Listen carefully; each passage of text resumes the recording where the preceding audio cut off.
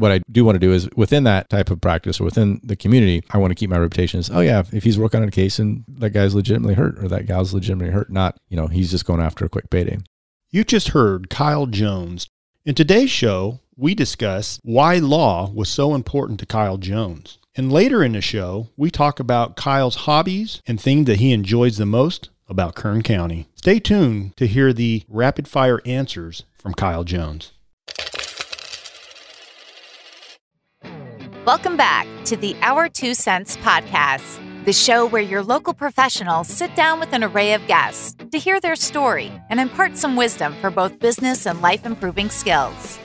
This is your place to hear business and community leaders discuss relevant topics that matter to you. Hey, podcast listeners. Welcome to Our 2 Cents. I'm Troy Burton. I am your host today. We have a different type of episode, kind of a bio to all the hosts that we have on Our 2 Cents. And today in the hot seat, the lucky guy is Kyle W. Jones. So we're going to go in depth with Kyle's history and his expertise and look forward to getting into that. But before we get started, we encourage our listeners to always go check us out. Follow us on all the social media platforms, Instagram, Facebook, LinkedIn, and of course our webpage. We post a lot of things on our webpage, and you can subscribe to our monthly newsletter. So we encourage you. That's how we communicate. And if you ever have an interest and you think you'd be of value to our show, we'd love you to inquire about coming on and being one of our guests. Kyle W. Jones, welcome to Our 2 Cents. How you doing? Good, Troy Blaine Burton. How are you, man? Does W mean Wayne? Wayne, yeah. I've always been able to guess middle initials by, it seems like they just rhyme for some reason. It fits, huh? Kyle Wayne. It does. Of course, you knew my dad a long time, and he was Jerry Wayne, so with the W there, you probably assumed it was the same. My brother's middle name was Wayne. But there you go. Yeah, interesting. So, Kyle, let's go back deep in the history, I know you've personally, I'm going to guess 15, maybe 20 years now. We've been friends. We hang out together. We play golf. We do a lot of things. Yeah. But we work together as well. And, I think you were born and raised in Bakersfield, true? True. So tell me a little bit about that. Well, I left in 1995 to Santa Barbara, got my undergraduate degree there, graduated in 1999, went to Santa Clara University from 99 to 2002, got my Juris Doctorate. That's Northern California. Northern Cal, yeah, basically San Jose area. Got it. Stayed up there and studied and set for the California bar exam. And once I passed that, actually passed on my second try. I was going to say, yeah. let's back. First one didn't go as well. Let's go back to Santa Barbara. Okay. So how many years were you over there? How long did it take you? Surprisingly, 4 years. Okay. Yeah. So my first year there, I was on track to finish in about 9. I don't know if you've seen the Tommy Boy with David Spade and Chris Farley, but that was my freshman year at UC Santa Barbara. I was I graduated. Well, I started school very young. My birthday's in late August, so I actually was in college at 17 for about a month, and wasn't quite mature yet at 17. You got a message from Dad. Jerry said, "Hey, I'm only paying for 4." So you thought, It wasn't even that. It was basically get your grades up or you're not going back. Oh, I got you. Not even, give me a chance to finish in 4. Yeah, just get it. Get your shit together and if not, you're coming home. So that was a kick I needed. High school here local? Yeah. So up until 95, like I said, when I left to go to Santa Barbara, I born and raised Bakersfield. And Stockdale High School, 1995. Was that the first graduating? Second, I believe. Okay. We were the first 4-year graduating class. So I was the first class to be there as a freshman, sophomore, and junior, senior. But okay. there was a class there that graduated before us, but they started, I think, most of them went to BHS and then moved over. So besides going to school for 4 years, high school, any sports, activities? What was your hobbies? Baseball. Started playing baseball when I was 3, 4, 5 years old, somewhere in that range, and played all the way through high school. And a little bit of passion from your father. Yes, he was a professional ball player himself.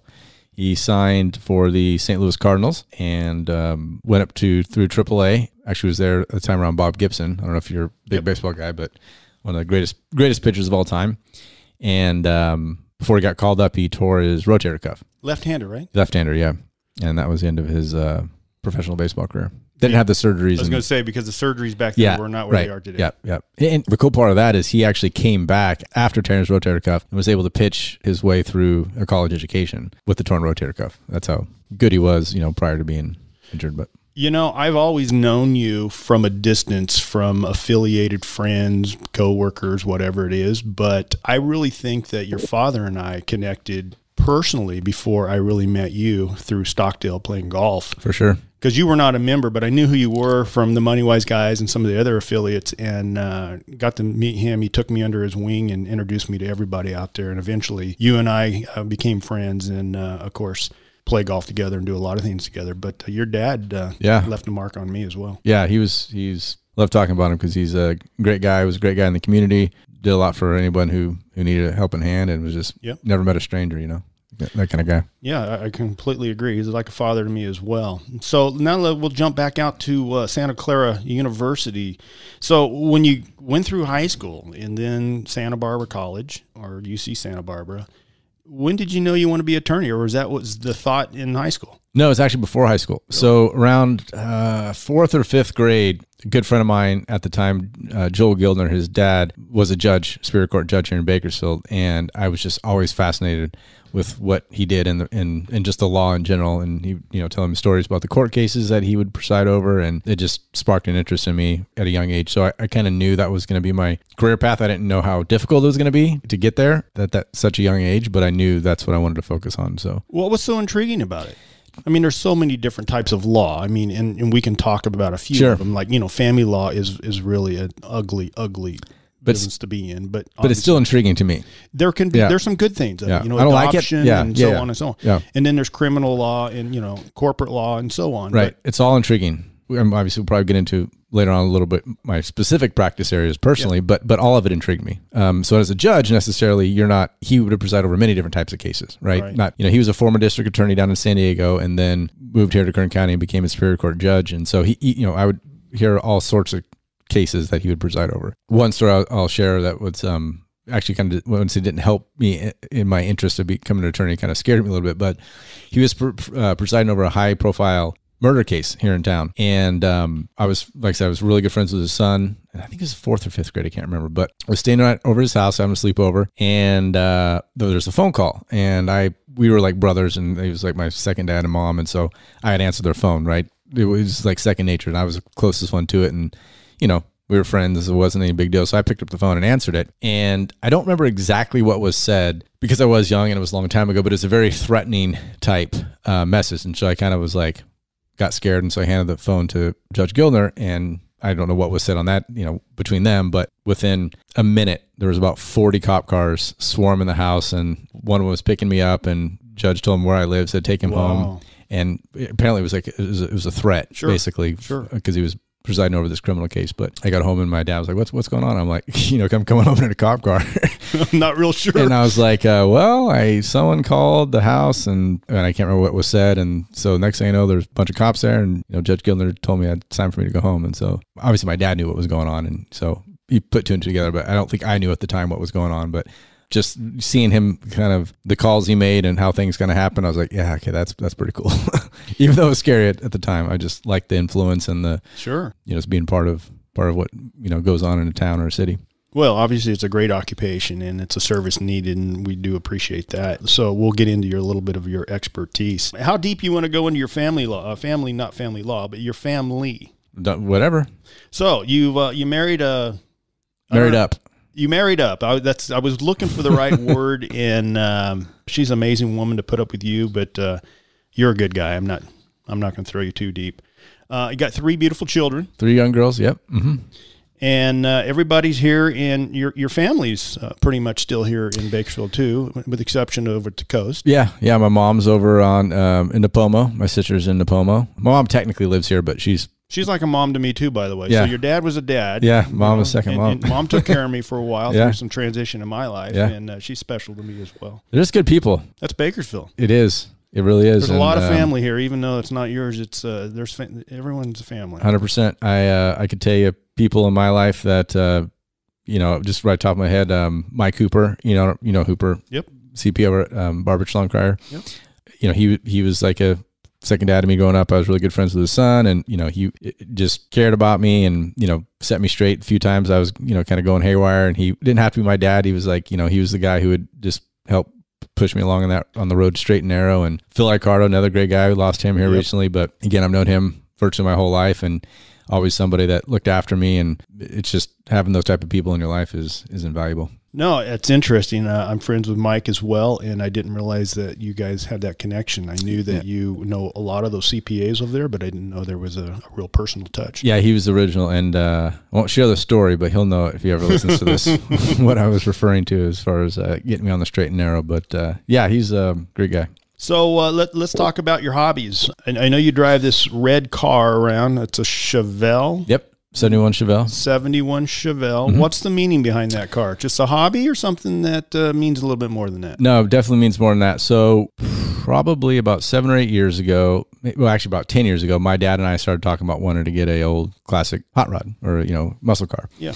He grew up on them, loved them, and always wanted to kind of get one. And so we talked about it. We kept looking, and never really pulled the trigger. And then he got diagnosed with cancer. And I said, all right, well, not going to wait forever. So let's find one. So went down to the Pomona swap meet one weekend and found it, picked it up, and worked on it a little bit together to get it, not where it is now, but it got it to where I was, you know, at least able to run around town and, you know, have fun with it. And he got to drive it for, I don't know, maybe 4 or 5 months, then became too sick and wasn't able to. But that was a special time for us to get that kind of car together. And hopefully I'll be able to keep it for forever and maybe give it to my girls and have a story there. Well, it's not only an attractive car, it's obviously a head turner, but I noticed the other day when you're picking the girls up from practice that you had all the girls in there, and they just oh yeah, it's the thing. Huh? Smile ear to ear. Yeah, all you can see is teeth. Yeah, they don't know why it's so cool, but they love the attention, and, you know, everyone's looking at it and they ask questions about it, and so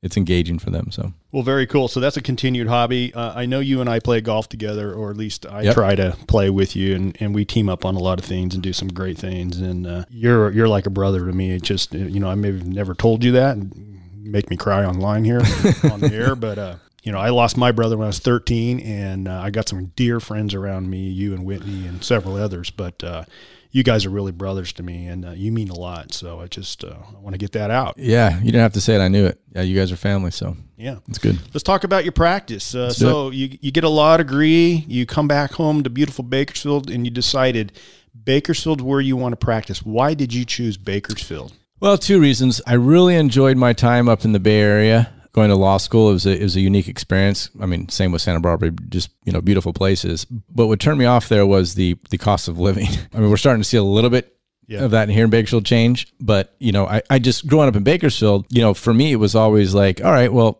you know, as soon as you're working pretty regularly, you buy a house, right? Right. Fair, you got a decent job, but you could do that. And so that was always my thought process, and that was always the next step. And so as I was graduating there, I was sitting there thinking like, all right, you got 4 guys sharing this, or actually there's 6 of us in this 4-bedroom place. It was like $3,500 a month. And that was in 1999 or 98, 97, 8, 99, those years. And that was a lot of money then, and still a lot of money now for renting a place, right? Sure. So I was doing the math and the cost of that, and I was like, yeah, it's going to be a while before I can buy a house. And so I said, all right, well, I want to practice where it's more, cost of living is more affordable, because home ownership was always, like I said, the next goal for me. It was something I always wanted to do. And not just home ownership, but just property in general. I wanted to eventually have a rental property and just be able to kind of have those options and to be able to diversify my savings, my retirement. And so it just, up there, I knew it was going to take a long time to achieve that goal. And I'm a little impatient sometimes. And so what better place than my hometown? But let's talk about more the business aspect of it. You're a graduate with a degree in law with no clientele, no reputation. Right. No experience. Correct.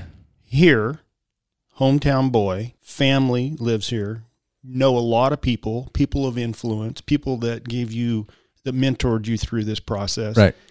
Did that come into the equation at all? Oh, for sure. That's why I said, what better place than hometown? I mean, I knew I wanted to have my own practice. I knew I didn't really want to work for a firm, didn't want to work in the DA's office, public defender's office. I knew I wanted to have my own business, and that business just happened to be practicing law. And I knew that, again, going back to my kind of lack of patience, I said I could probably have the willpower and the smarts to get it done anywhere, but it would take a lot longer. Yep. And so again, what better place than your hometown just immediately started networking with all the people that I knew growing up. Started off, obviously really slow. I didn't have many cases of my own per se. I was doing contract work. I was doing, filling in for depositions for attorneys who couldn't make it. I was filling in for attorneys who couldn't make court appearances, and I was just hustling, doing whatever I could to start establishing relationships.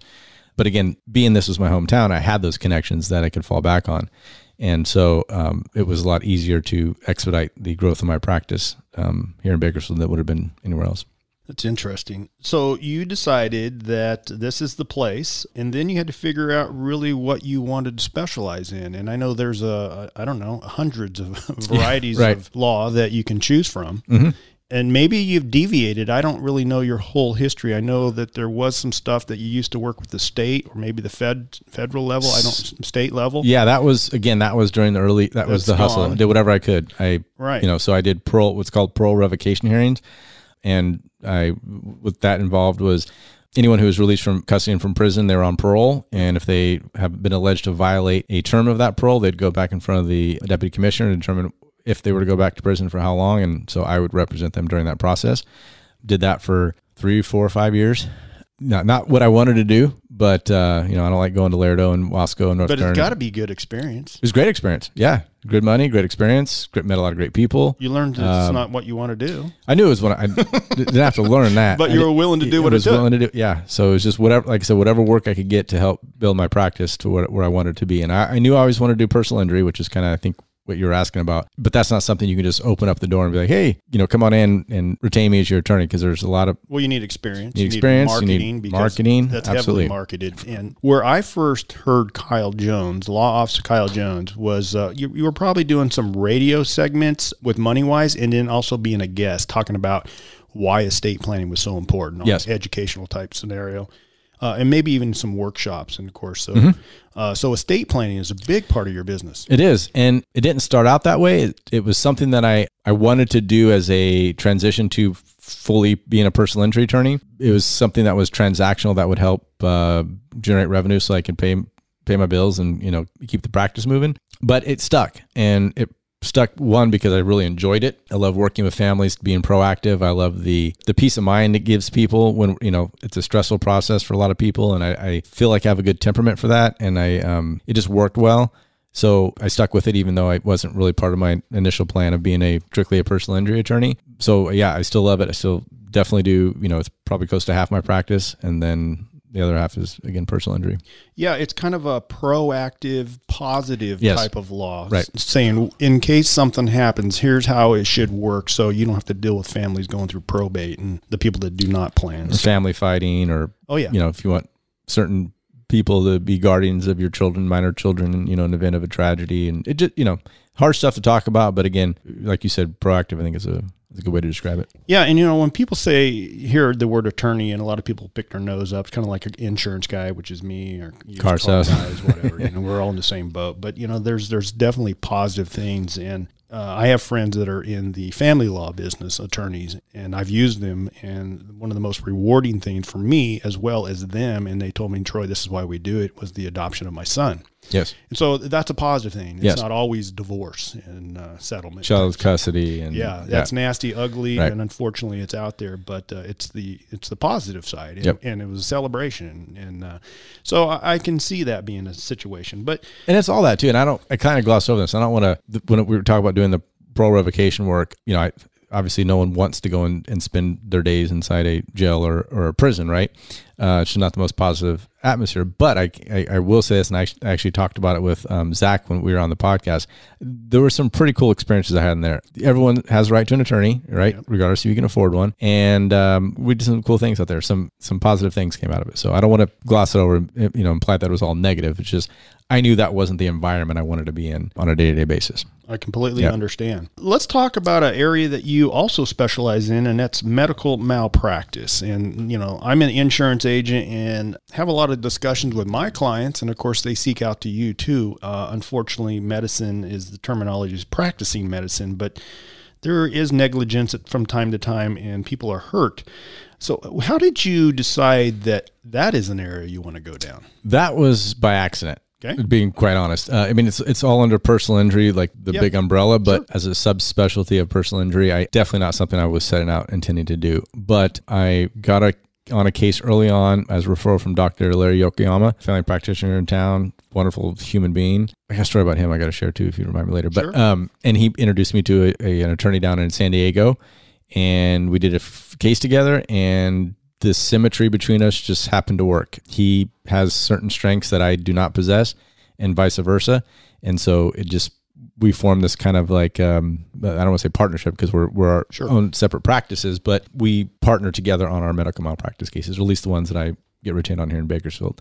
Yeah. So I guess stumbled into it would be the best way to honestly answer that one. And did you see the rewarding side of that, not financially, but more on the, the person that was hurt from the situation? So, you know what? Unfortunately, that did happen, and you do have rights, and you are entitled to, and we're going to support you and fight for you to get what you deserve due to the fact there was negligence and someone was harmed. Yes, that's kind of the same for any personal injury case. It doesn't matter how that happens. Even, a car accident, it seems... I mean, it's not as sexy as a medical malpractice case, but someone's injured and they may be not able to work, or it may change what they can do for their hobbies, or it may reflect their home life. And so it is a very significant event in their life. So it doesn't matter how someone's injured. So I kind of have that view on any client. It's rewarding to help, try to make them whole as much as possible, as much as you can through, money, because that's the only thing you're really compensated with in personal injury cases. Obviously can't bring back your health, but sometimes that will help in the healing process. But with medical malpractice in particular, medicine kind of always interests me. And so being able to kind of dip my toe into it a little bit is what kind of makes it intriguing. And by that, I mean, we work with a lot of experts on our cases, right? So when you're trying to prove a malpractice case, you have to have experts to support your theory of the case. And so you kind of become a mini expert on a very small specialty of medicine just by working with these experts, and even reading and taking depositions from experts on the other side. You get to learn their opinions about the medicine of the case. And so it's intriguing. I guess it's interesting. No, I'm familiar with some, not necessarily your cases, but some malpractice cases and how long they go, the experts,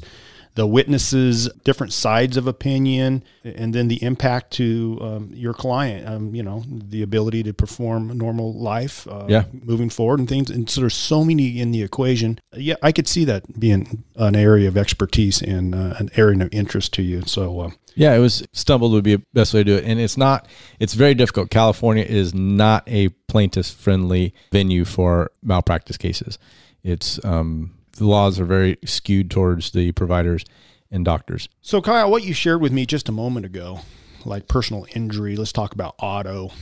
I don't feel like you're the kind of guy that, if you ever hear of an accident, the terminology ambulance chaser, hey, did you know we can get 15 grand on that policy? It's just they won't even question it. They're just going to pay it out. That's not the kind of guy I see you. There definitely needs to be damages, if you will, before that's something you're pursuing, rather than just driving around looking for an opportunity. Oh, you slipped in my house yesterday and now you can sue me. Are you hurt? No, but I can get money out of your homeowners. That's not the kind of guy I see you. Yeah, I don't do that. Well, and that's where you get the bad rap, because there's, you're labeled because of you or whoever. It doesn't matter. But personally, I want to go ahead and say, I know you personally, and that's not your motive. Your motive is helping people that have been hurt to get what they're entitled to. Yeah, to be fair. And I think that goes back to just talking about Bakersfield in general. Your reputation means a lot in this town. And I don't want to be known as somebody there's going to be people who, regardless, think that the type of law that I practice is not good anyway, regardless if the person was really hurt or not. They just don't think that people should be compensated for injuries, right? Sure. There's people who just have that philosophy, and that's fine. And you're not going to change those people's minds. But what I do want to do is, within that type of practice or within the community, I want to keep my reputation as, if he's working on a case and, that guy's legitimately hurt, or that gal's legitimately hurt, not, he's just going after a quick payday. Right. No, I completely understand it. Hey, let's jump into a little community outreach. I know you're active in the community. What are some of the things you're doing out there that we can share with our listeners? What I'm active in the most right now is Tiger Fight Foundation. If you listened to the podcast last month or so, you probably heard you talk about the golf tournament we had out at Stockdale this past, was it March 4th? Cannot believe we didn't win. I know. We lost by one stroke to Nick Cushman. Piece of crap in the office here, and Joey and Josh, and I can't think who their fourth was, but nothing worse than getting beat by your coworkers. Yeah, but they're younger and whatever, they deserve it. Yeah, it was cold and it was wet. Yeah. If it was a little warmer, we probably would have won. You know, we're older, so we need that warm weather. But that tournament went well. We raised a lot of money for Tiger Fat Foundation, and I really love being involved in that nonprofit. I'm on their board. We were in the process of. I've actually missed the first 2 meetings. I've been so busy. But the next event is our casino night, which is coming up in June, and it's actually at Luigi's this year. I don't know if I told you that they decided to move to. Know. Yeah, it's been at the Padre every year, but it's me first year at Luigi's. So I need to get back to be more involved in that because of some time issues I've had lately. But anyway, that's our next event. And Tiger Fight is for childhood leukemia and blood cancer. Yeah. Blood cancer. And Chris Wilson started it, and with his boy Ryan having cancer at a young age. And Chris is an amazing person. And did you know Chris before all this? Not at all. Not at all.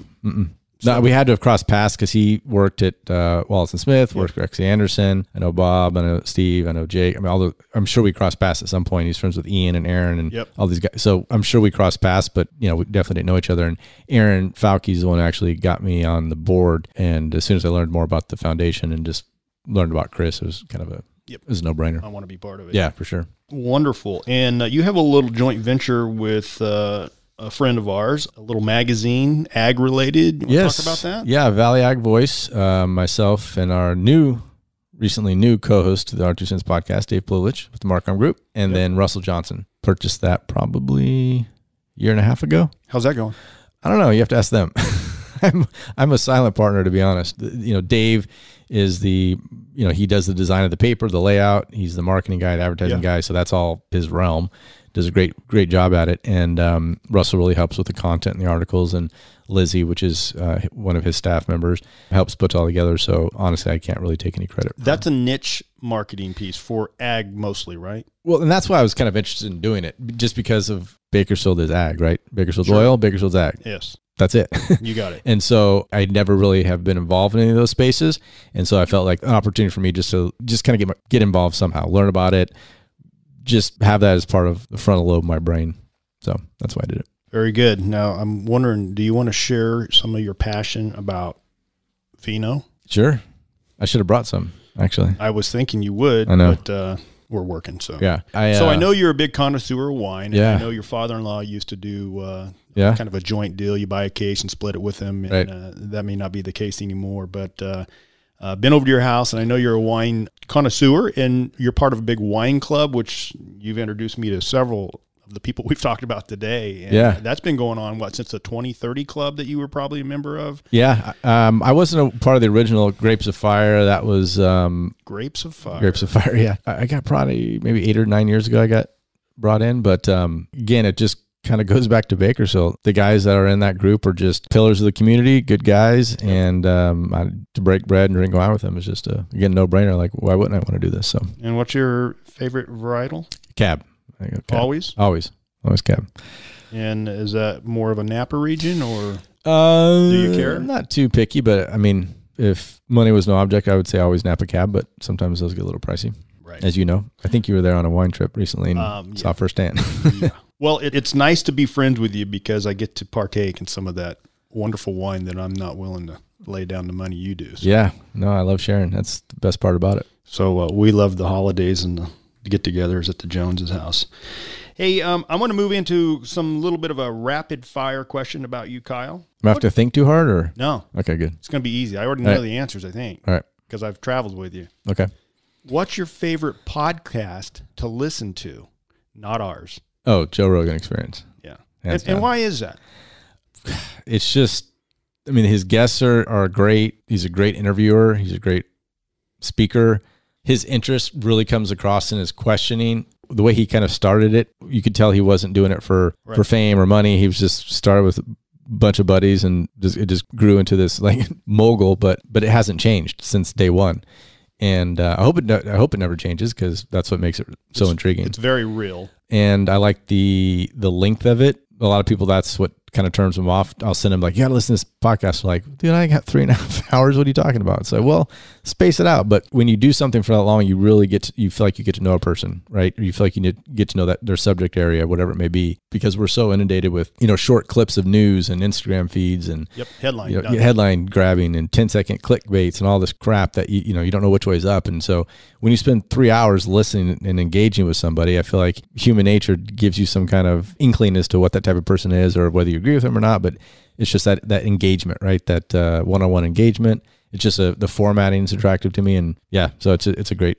podcast. I think you're right. We've done radio for years as co-hosts with MoneyWise and our buddies over there. But the depth that we can get in a podcast, not being really worried about compliance and what you say, right? But really going deep. A great example is Zach Scow. Everyone knows that Marley's Mutts and Zach. But if you don't know Zach's story, go listen to that episode because that's deep. And that's really what he wants to put out there. And you can't do it in a 20-minute radio show, which is an hour radio show because of all the requirements. And, right. So that's why podcasts and the commercials and it's Dave. So we had Zach on probably in the first 50 or so episodes of our podcast. And then we just had him on again recently. And, Dave being new to us, he came in and co-hosted with me on that episode. And Dave was fighting back tears the entire episode. I mean, he was just so enthralled with this guy's story. And the guy is real. As real and honest as you can get. Yep. He just like bears his soul. Yep. And it's like, I am what that's I am. So intriguing. And here's where I am. Yep. And thank God for sure. 100%. Awesome. Hey, what type of podcast do you enjoy hosting the most? You don't have to tell me in the past, but like if you can choose to be a host to a variety. I know we do a lot of wellness, entrepreneurship. We do, we've talked COVID for 2 years. Yeah. We do all types of things. I would probably say health and wellness. Interesting. Yeah. Which is kind of cool because we have makes sense. Now I know why I see health and wellness all the time when you're picking. I mean, Nicole Giamara, right? They're great. Dr. Amin, Dr. Beatty, A3 Sports. Yeah. We had LVL. We had Orange Theory. I mean, even look at our little table here now, like Heather over at Local, right? The type of food that she shoots, right? Finster Farms, and those are the ones that intrigue me the most, which fit because we all have our kind of strengths and weaknesses, I guess, as hosts and interviewers.